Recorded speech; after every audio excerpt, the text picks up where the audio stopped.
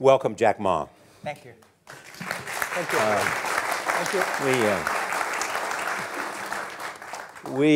We've all become very cognizant of Jack and his story. And when Alibaba went public with the largest IPO in history, we knew a lot more about him. So I want to talk about his personal story. I want to talk about how many times he tried and failed and what kept him going. I want to talk about where he is today and how he got here, and where he is going and how he expects to get there. And if he gets there, what will it all mean for him and for the people that he wants to inspire? So I begin with this question, though, Jack. Why are you back at Davos? It's a long break for 7 years. I think my last trip here was year 2008. But I was coming for year 2001 for the Young Global Leader for Tomorrow. And remember, I never heard about the Davos when I came. But when I came, in the Switzerland, so many young people demonstrate. It was such a horrible scene that I was, and I asked them, why did they do it? They say, anti-globalization. And I say, why? Globalization is a great thing. Why people don't like it? And then we come all the way for 2 hours here. There's a machine gun. There's people checking us. Say, oh God, is that a forum or is that prison we're gonna go? Is that? But when I joined the forum as the Young Global Leader, I was thrilled by so many ideas. For the first 3-4 years, I learned what does the globalization mean? What does the corporate citizenship mean? What about social responsibility mean? All these new ideas, and I see so many great leaders talking about leadership, and I benefit a lot. And the year 2008 and 2009, when the financial crisis came, I think it's better to go back to work, because we can never win the world by talking. So we go back, spend 7 years. Now I come back, I think it's time to do something return. Because I learned so much. Let's talk 12 years ago. So why I should not talking to the young global leader of today, sharing with them how we've gone through. Okay. So that was the thing. Let's start with where you are today. Just how big is Alibaba? How many people come every day? How many people come in a week? How fast is it growing? Yeah, we have over 100 million buyers visiting our site, shopping our site every day. And we created 100 million every day. We created 14 million jobs for China, directly and indirectly. And we grow from 18 people to 30,000 people, 18 people in my apartment, to now we have 4 big campus. Compared to 15 years ago, we were big, but compared to 15 years later, we're still a baby. How big will you be 15 years from now? I think 15 years ago, I told my team that in the past 15 years, we grow from nothing to this size. And 15 years later, I want people to know about Alibaba, know Taobao, because it's already everywhere. I want 15 years ago when we talk about what is e-commerce, why small business can using this e-commerce, this internet, can do business across the nation. And I hope 15 years later, people forget about e-commerce because they think it's like electricity. Nobody thinks it's a high tech today. Now, this is something that I don't want 15 years later, we still walk on the street talking about why and how e-commerce can help people. Talk about the IPO. Did it exceed your expectations? Well, it's a pretty small IPO, 250. Yes. Yeah. The largest IPO in the history of Wall Street. We raised. And number 2 was a Chinese bank. Thank you. I remember year 2001. We went to raise some 5 million, 3 million venture capitalist dollars in the USA, and got rejected. And I say we come back raising a little bit more. But I think, what we think more about is for $25 billion, how we can spend the money efficiently, because this is not the money, this is the trust from the world, the trust from those people. They want to do better jobs to help more people. They want to have a good return. So I think gives me more pressure, because when our market cap is bigger than IBM, for a certain day we're bigger than Walmart. We're one of the top 10, 15 largest market cap company in the world. I told my team and myself, is that true? We're not that good. Because years ago, people say, Alibaba model is terrible. Does not make money, have this and that, all the big bad things, because Amazon is better, eBay is better, Google is better, and there's no such model like Alibaba in the USA. So I told myself and people, we were better than people thought. But today, when we are that big size, I said, no, we are not that good as people thought. We're just a company 15 years old. Average age is 27, 28 years old, young people. We're doing something that human beings have never tried. So I want to talk about the future. Let me take you back to when you were born in Hangzhou, where the headquarters still are. Yep. And your campus is there. You don't have a loot, don't move your loot. Your headquarters there. Yeah, you found it there, loot there. You grew up in the 60s. 64. Born in 64. That was the time of the Cultural Revolution. Yeah, it was the end of the Cultural Revolution. It was, well, my grandfather was a tiny landlord, was considered, after liberation, was considered to be a bad guy. So I know how tough it was when I was a kid. You tried to get into 3 colleges. Mm-hmm. Each time they rejected you. No, I tried. There is an examination that young people, if you want to go to university, you have to take the examinations. So I failed 3 times. Right. But a lot of fail. I failed for funny things that I failed a key primary school test for 2 times. And I failed 3 times for the middle schools. And you will never believe in Hangzhou, my city, there's only 1 middle school that lasts only 1 year. It was changed from primary school to middle school because our graduates of our school, no middle school accept us because we were too bad. Yeah. They would become a middle school. What effect did it have, though, being rejected? Well, I think we have to get used to it. We're not that good. Even today, we still have a lot of people reject us. I think when I graduated from universities, and before I, for 3 years, I tried to fill in the universities. So I applied jobs for 30 times, got rejected. I went for a police. They said, no, you're not good. I went to even the KFC. When KFC came to China, come to my city, 24 people went for the job. Yeah. 23 people were accepted. I was the only one guy. And we went for police. 5 people, 4 of them accepted. I was the only guy that did not receive it. So to me, being turned down, rejected. Oh, by the way, I told you that I applied for Harvard for 10 times, rejected.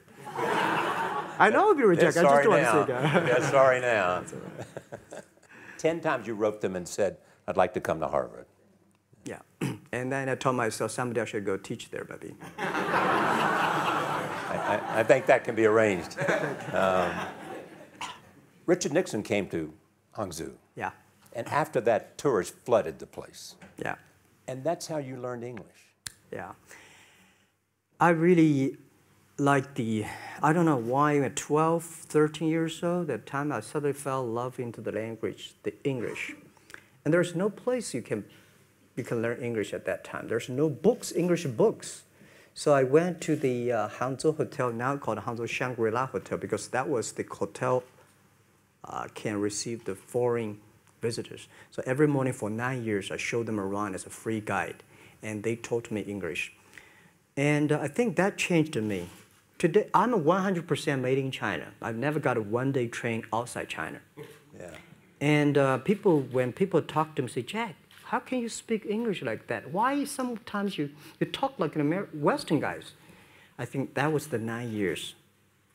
These Western tourists opened my mind because everything they told me are so different from the things I learned from the schools and from my parents. So now I have a habit. Whatever I see, whatever I read, I use my mind. Think about for 2 minutes. Is that how Ma Jun became Jack Ma? Actually, Jack, the name was given by a lady in tennis. She's a tourist. She came here and she said, came to Hangzhou. We become a pen friends. Ma Ring is so difficult to pronounce. So she said, do you have an English name? I said, don't. So can you give me an English name? She said, okay. She said, my father called it Jack. My husband called Jack. What do you think about Jack? I said, good. So I've been using that for that many years. Yeah. First visit to America, 1995? 1995, yeah. I came here for a project helping the local government to building up a highway. And you tried the internet. I tried the internet in Seattle. And in a building called the U.S. Bank. I don't know whether the U.S. Bank is still there or not, but it's a building. And my friend opened a small office, which is like only 10% bigger than this room. And there are a lot of computers in there. And he said, Jack, this is internet. I asked, what is internet? He said, search whatever you want. At that time, they used Mosaic, very slow, right? Yeah. And I said, I don't use it. I don't want to type because computer is so expensive in China. If I destroy it, yes, I cannot pay. He said, just to search it. So I searched the first word, beer. I don't know why, because it's easy to spell, baby. And I see beers from Germany, beers from USA, beers from Japan, but there's no beer from China. And I say, okay, type the second word is China. No data. Nothing. Nothing. And I said, 1995. 1995. No data about China. So I talked to my friend. Why not make something about China? So we made a small, very ugly-looking page called China. It's something like I did a translation agency. We listed on there. It was so shocking. We launched at 9:40 in the morning. 12:30, I got a phone call from my friend. He said, Jack, you got 5 emails. I said, what is email? And they say, these are the things. Say, people so excited. Where are you? This is the first time I see a Chinese website on that. How can we can we do something together? So I think this is something interesting. So we should do it. Why did you call it Alibaba? Alibaba? Well, when I started, I think internet is global. We should have a global name. And a name that, interesting, like at that time, the best name is Yahoo. Right? So I've been thinking for many days, suddenly think Alibaba is a good name. So I happened to be in San Francisco that day. I did have a lunch, and the waitress came. I asked her, do you know about Alibaba? She said, yes. I said, what is Alibaba? She said, Open Sesame. Good. So I went on the street, asked about 10, 20 people. They all know about Alibaba, 40 Thieves, and Open Sesame. And I think this is a good name. And start with A. Whatever you talk about, Alibaba is always top. You have said before that in creating Alibaba, you had to create trust. Yeah. Because people in China were used to face-to-face. Yeah. How did you create trust? I think because we started out doing business on internet. I don't know you, you don't know me. So how can you do things online unless you have trust? So for e-commerce, the most important thing was trust. I think when I first went to USA for raising money, talk to the venture capitalists, a lot of people say, oh, Jack, no. China doing business by the guanxi. How can you do business on internet? And I know that without the trust system, the credit system, it's impossible to do business. So in the past 14 years, everything we do is trying to build up the trust system, the record system. Well, Charlie, you know, I'm so proud today when I talk to the young. Today in China and in the world, people don't trust each other. The government and people and media and everybody think, this guy's cheating. But because of e-commerce, we finish 60 million transactions every day. People don't know each other. I don't know you, I send products to you. You don't know me, you wire the money to me. And I don't know you, I give a person a package, I don't know him. He took something to cross the ocean, cross the river, and send. This is the trust. We have at least 60 million trust happening every day. But you created it by creating an escrow account in the beginning. Yep. You know, and so you keep the money until they got the product. Yeah. And then you release the money. That's true. I mean, the escrow service is about Alipay.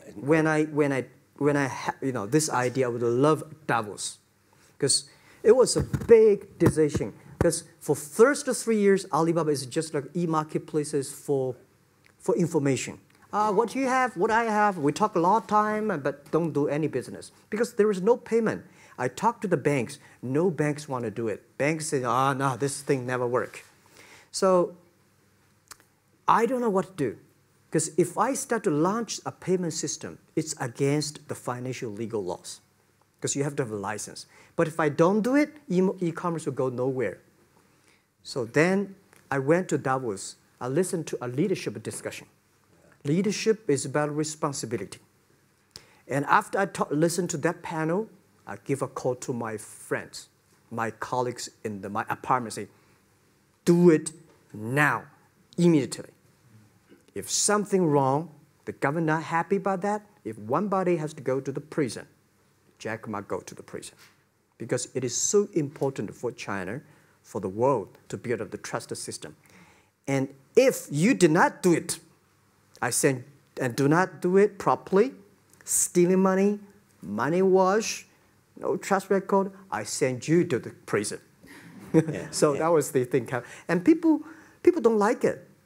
So many people I talked to at that time for Alipay, they say, this is the stupidest idea you have ever got. But I say, I don't wear the stupid clever as long as people use it. Now we have 800 million people using this Alipay. Stupid things, if you do it better, is better. Alipay is a privately held thing. It's not part of Alibaba. No, it's a private. Let me talk about money for a second. Yeah. You have never gotten money from the Chinese government? No. None. None. I want it at the beginning, and later I don't want it, because I think if the company always think about picking money from out of the government pockets, that company is rubbish. Think about how can you make money from the customers and market and then help customers succeed. That's our philosophy. No money from Chinese banks? No. No. At that time I want, and now they want to give me, I don't want it. Yeah. All right. Your relationship with the government. Mm-hmm. Yeah. What's your relationship? I mean, if they didn't, here's what some say, that you have existed in an environment that's not, they have restricted competition for you. And that's a pretty good thing to do for a private company. Yeah.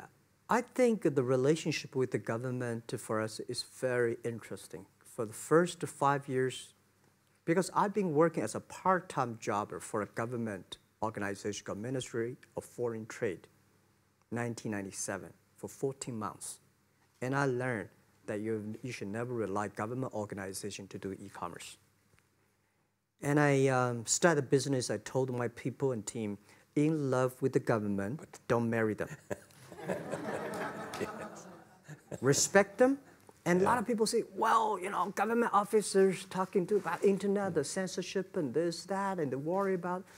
I think it's the opportunity, it's a responsibility talking to them, tell them how internet can help. So you tell them we create jobs. Oh yeah, I think a lot of people debate and fight against them. And in the first 12 years, anybody come to my office, I sit down talking to them, how we can help economy, how we can create jobs, why China will improve by the internet. I think because internet at that time is new to any government. And if you convince somebody, and you have the chance. So today I'm very talkative. That probably, this is why I talk to so many people. So, I mean, if the government comes to you and asks you to do something for them. Normally, when government comes say, Jack, can you do this project? I say no. I say no. I can introduce some friends who are interested in doing that for you. But if they continue to want me to do it, I say, okay, I do it, but I don't charge. I hope next time don't come to me again. But recently, we help some government organizations do it. For example, every Spring Festival, the train ticket is so difficult. Hundreds and thousands of farmers work in the cities. In the Spring Festival, they go to the hometown. But when they order tickets on the whole system crashed for 5 years. So I told my young people, go support them. Don't charge anything. Because I don't want to see millions of farmers go back to city and they cannot buy the tickets. So it's something that it's not for money. It's something it's not for the government. It's for the millions of people. They can buy tickets in the snowy night and they don't have to wait. They just use mobile phone, online, they get ticket. One way stop along the route to where you are in that big IPO was Yahoo. Jerry Yang gave you invested $1 billion. Yeah. $1 billion. Yeah. It turned out to be a pretty good investment for Yahoo.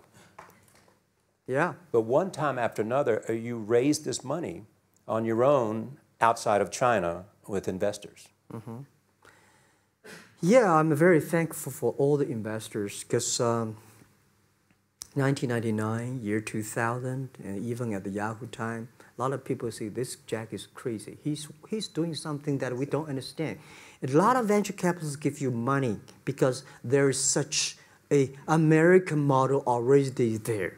But they say, Alibaba, we don't see this kind of model, right? They say Jack's crazy. Yeah, this is crazy guy. I mean, I remember my first time in Time magazine, they call me Crazy Jack.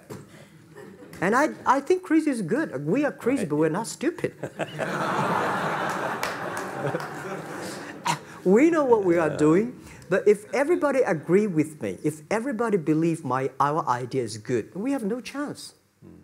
So that's the money we raised. We're very thankful. So when our investors make a lot of money, I feel proud and honored. As you know, in the United States, issues have risen about privacy. Yeah. Google and Apple, and questions of whether the government should have access to files. How do you handle that if the Chinese government says you know a lot about people? You have transactional relationships with lots of people. And they say, we want to see your files. Well, so far, I don't have this kind of problems from the Chinese government. And I told them, any government, if you come here for the national security, anti-terrorist, well, anywhere, anti-terrorist, we work together. It's a criminal, we work. But rest of that, no. I said, we are a business. The data is so precious because we don't know how.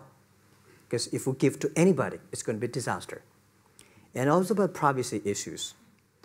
I think, just like hundreds of years ago, people say, I would rather put money under my pillow rather than put in the banks. But today, banks, they're special. They know how to protect money much better than you do. Privacy issues, all these kind of securities, today, we may not have the solutions. We don't have the answer.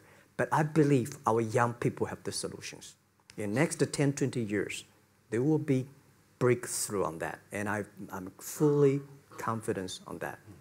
Your life is a testament to the idea that nothing is impossible. That if somebody says no, you say it's just the beginning. Where does that come from? Well, at the beginning, I never thought, I thought when I was young, I said, everything's possible. Now I know not everything's possible.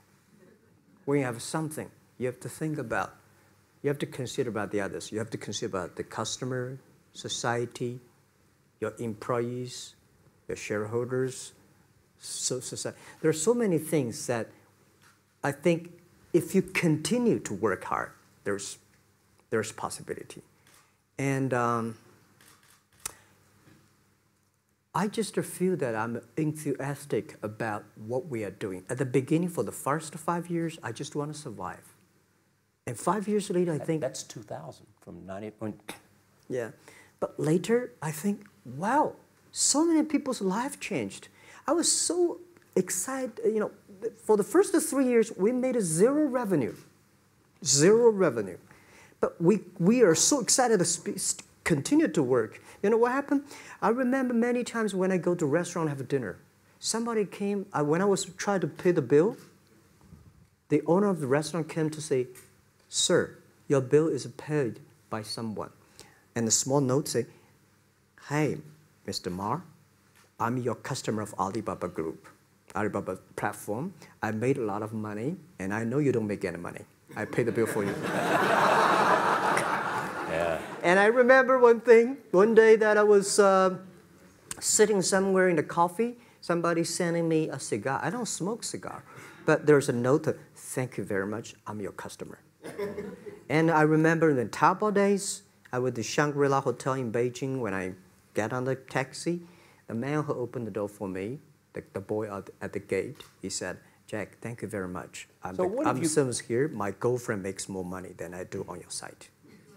And this is something that you know that it's not amazing. If you don't do it, nothing's possible. If you try to do it, at least you have the hope. The revenue comes from advertising and a smaller amount from transactional fees. Yeah. Most of it from advertising. Tiny. Tiny from advertising? Tiny from advertising, tiny from transactions, because we need big mass. Now we have more than 10 million small business power sellers selling our site to everywhere. So the transactions we have is second after Walmart. So tiny. Second after Walmart. Yeah, tiny of the of the money already make us big. So, you know, second after Walmart, I remember one of the senior management of Walmart guys came to Hangzhou 5 years ago. He said, "Jack, you know, you do a great job," and blah, blah, blah. So I said, maybe in 10 years we'll be bigger than Walmart. He said, "Young man, you have a good hope." So we said, make a bet. I think in 10 years we'll be bigger than Walmart on the sales. Because if you want to have 10,000 new customers, you have to build a new warehouse and this, that. For me, 2 servers. What's your market cap versus Walmart today? I don't know, but maybe some. It's close. I think so. Maybe we should check later. All right. Yeah. So where are you going? What does Jack want? I think because of the name for Alibaba, we are internet company, happen to be in China. We have the same spirit and entrepreneur spirit like every great entrepreneurs in the world. And I remember the day when I started Alibaba, we want to have a mission helping small business doing easier. So next step is, today, so many millions of small business using our platform to sell things, and over 300 million consumers buy things from our site. Cheapest, efficient. So what I'm thinking about, how we can make Alibaba a platform for global small business. My vision is that if we can help a Norway small business can sell things to Argentina, and Argentina consumers can buy things online from Switzerland. And we can build up, which I called, I don't know, maybe not right word, called EWTO. The WTO is great, past century. But WTO helps so many big companies to sell things across the nation. Today, internet can help small business sell things across the oceans, across the nations. And I hope that we can serve 2 billion consumers. 2 billion consumers. 2 billion consumers. We can help 10 million small business outside China. Help them. Outside China. Outside China. Because we help the American farmers in Washington State almost 300 tons of cherries to China last year. Cherries. Before we sell, the ambassador of USA came to me and said, Jack, can you help us selling cherries? In China. I said, what cherries and the fruits? He said, why not? I said, why not? Let's try. So that when we start to sell cherries, the cherries still on the trees. So we start a pre-order, 80,000 families order cherries online. So we pick up the cherries and ship into China. Within 48 hours, we sell the cherries. The consumers are so happy. But we got a lot of letters complaint after 3 days. They say, why only 100 tons? Why we should not get more? So we sell, 2 months ago, we helped the Costco. We sold 300 tons of nuts to China. So I'm thinking about if we can sell, we're also selling Alaska seafood to China. So if we can sell seafood, if we can sell the cherries, why we cannot help American and European small business selling things to China consumers? China needs that. So this is what I want to do is that 2 billion consumers, China, Asia, developing nations, how we can let them buy things globally. Alibaba rode with the millions of people that went from poverty to the middle class in China. I mean, you were right there growing as they grew and increased. When you look at the international markets, you're doing well in Russia? Yeah. How well? We do pretty good on Russia, and we do also pretty good in Brazil. In Brazil? Russia, I think now I don't know, we are if not the number 1, we're the number 2 or number 3 largest. E-commerce. E-commerce. I remember last year we had a campaign. The campaign is that a lot of Russian girls and boys want to buy things from China. You know how many days a Russian girl placed an order and received the products from China? 2 years ago, 4 months. Even that, people are so happy about all the things. And last year, the campaign, within 1 week, we crashed the whole logistics system of Russia.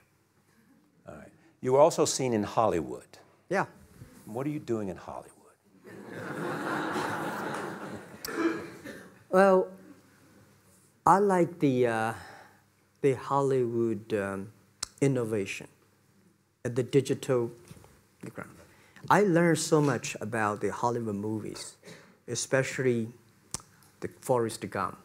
You love Forrest Gump. I love Forrest Gump. Well, why do you like him? Simple. Never give up. Never give up. People thinking he's dumb, but he knows what he's doing. And I was very depressed the day, year 2002 or 3 in the States, when a bit earlier than that. I was very depressed when I could not find out a way for the internet. And then I watched the movie in my friend's home, Forrest Gump. When I see him, I think, this is the guy we should learn from.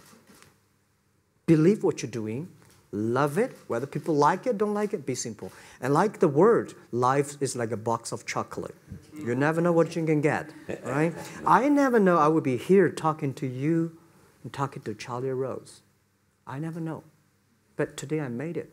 I told my people in my apartment 15 years ago, guys, we have to work hard, not for ourselves. If we can be successful, 80% of the young people in China can be successful. We don't have a rich father, powerful uncle. We don't have $1 from bank, 1 cent from government. Just work as a team. So what do you worry about?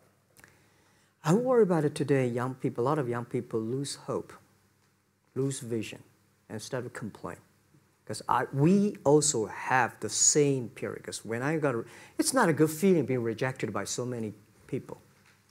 We also depressed, but at least later we find that the world has a lot of opportunity. How you see the world, how you catch the opportunity. So, and the Hollywood gives me a lot of inspiration. You know? But you were out there for business. You were out there because you want to make movies and sell them. I want to make the movie for business-wise. We are e-commerce company. We have a lot of products that need logistic. But movie, TV, these are things you don't need logistic system. And movie probably is the best product that can help Chinese young people to understand. Because one thing I told the Chinese people, my friends, in American movie, all the heroes at the beginning, they look like a bad guy. Terrible things coming, they become a hero. And finally, they all survived. China, if you're a hero, all the heroes died. So, because only dead people become the hero. So nobody want to be the hero. So you want to change the Chinese definition of hero? Yeah, I want to say hero. Today we have so many heroes live in this world. Are you still writing these kung fu novels, or are you just reading them? I read them, and I start to write something. I think it's fun. The kung fu is something you start to think about something that you cannot do. But if you have some luck, if you continue to practice, if you got a good master, if you're a good team, you're an expert. So at least to make me, when I'm busy, when I'm tired or frustrated, I read kung fu books. And You also travel with a Tai Chi. Am I saying that right? Trainer. Tai Chi? Tai Chi. Tai Chi. Tai Chi, yeah. What does that do for you, other than keep you in good health? I love Tai Chi. Tai Chi is a philosophy about yin and yang. Yeah. Tai Chi is about how you balance, how you work, like a competition. People say when I compete with eBay, say, you hate eBay. No, I don't hate eBay. It's a great company. You know, they come, I go. You know, Tai Chi is like, you fight here, I go over there. You put it on the top, I go to down, right? So it's a balance, right? You are heavy, I'm small, you know. When I'm small, I can jump. You're heavy, you cannot jump. So the Tai Chi is better philosophy. I use in Tai Chi philosophy in the business. Calm down. There's always way out. And keep yourself balanced. And meanwhile, don't try to, because business is a competition is a fun. Business is not like a battlefield. You die or I win. Business, even if you die, I may not win. Right? So it's better fun. So Tai Chi gives me a lot of inspirations. But you want your life and you want this company, Alibaba, to change the world. And you're changing the world if, in fact, you provide a forum for buying and you enable people to earn a living. Yeah. But also, you believe that Alibaba ought to change the lives of women. So what are you doing? At first, I think many years ago, I want to change the world. Now, I think if we want to change the world, we change ourselves. Change ourselves is more important and easier than change the world. And second is that I want to improve the world. Because it changed the world may be Obama's job. Because my job is to making sure that my team are happy. Because my team are happy, they can make my customer happy. If my customer, they are all small business. When they're happy, we are happy. About women, one of the secret source for Alibaba's success is that we have a lot of women. What percentage of women one among Alibaba day employees? before, I think 2 or 3 months before we IPO, there's American journalist come to our company. She asked me a question. Jack, I've seen so many women in your company. I say, what's wrong? We have later we find that we have 47% of the employees of our company are women. How many? 40? 47% of our company are women. And we actually had a 51 because we acquired some company these days. They have more men, so balance that. But these are women in top-level positions? 33% of the management are women, and 24% of the senior management, very top level, are women. We have a women CEO, CFO, CPO, Chief People Officer, and we have everywhere. And I think so comfortable to working with them because women, in this world, if you want to win in 21st century, you have to making sure that making other people powerful, empower others, making sure the other people better than you are, then you will be successful. So I find the women, they think about the others more than they think about themselves. Right. Yeah, women think about the kids, husband, parents, much more than the man. And the user-friendliness. A couple of things I want to talk about before we go, because we have less than a couple of minutes. China today, are you worried the economy slowed down? No, I don't worry about it. I think China is doing, it's slowing down is much better than keep on 9%. China today is the second largest economy in the world. It's impossible to keep 9% of the growth. If China still keeps the 9% of the growth of the economy, there must be something wrong. You will never see the blue sky. And you will never see the quality. China should pay attention to the quality of the economy. China should not. So if we have a lot of influence, you know, like Hollywood movies, things, and we have sports and these things in the GDP, will be much better. So I think, just like a human growth, you can never, this body can never grow. Certain time, the slow of growth of the body was slow, but you should grow your mind, grow your culture, grow your value, grow your wisdom. I think China is moving to that direction. And you saw Modi in India? Pardon? Did you see Modi in India? Not yet. I'm looking forward to that. So you'll go to India. Yeah. Finally, there's this. You're one of the world's richest people. Your company is one of the world's richest companies. What do you want beyond Alibaba? Well, about richest people, I was really not happy in the past 3 months when people say Jack Ma is the richest people of China. Global celebrity, they said. No, I'm not. When I started the business, you are. I never thought, because how many? Yeah, maybe I am. Not, but I think 15 years ago, in my apartment, my wife was at that time one of the 18 founders. I asked her, "Do you want your husband to be a rich person?" I never said rich person in China, rich person in Hangzhou, or you want your husband to be a respected person. She said, "Of course, respected." Because she never believed, and I don't believe we'll be rich people. We just want to survive. But I believe when you have $1 million, that's your money. When you have $20 million, you start to have a problem. You worry about inflation, which stock to buy and this, that, had to come. When you have $1 billion, that's not your money. That's the trust society gives on you. They believe you can manage the money, use the money better than the government and the others. So I think today, I have the resources, do more things. With the money we have, with the influence we have, we should spend more time on the young people. And I would say, someday I'll go back to teach, go back to school, spend time with the young people, and sharing with them what I've done. So the money is not mine. I just happily and having these resources, then I want to do a better job. Just tell them your story. Yeah, tell them the story and tell them that if Jack, I don't think in this world there are a lot of people be rejected more than 30 times. If we, the only thing we never give up, the only thing we're like a Forrest Gump, we keep on fight. We keep on changing ourselves. We don't complain. Whether you are successful or not successful, I find that people, when they finish the job, if they make the mistake, if they fail, if they always complain the others, this guy will never come back. If the guy only check himself, yeah, something wrong with me here, something wrong with me there, this guy has a hope. Jack, on behalf of everybody in this audience and a television audience around the world, thank you for taking your time to be with us. Thank you. Thank you. Thank you. Thank you. Thank you so much, Rob.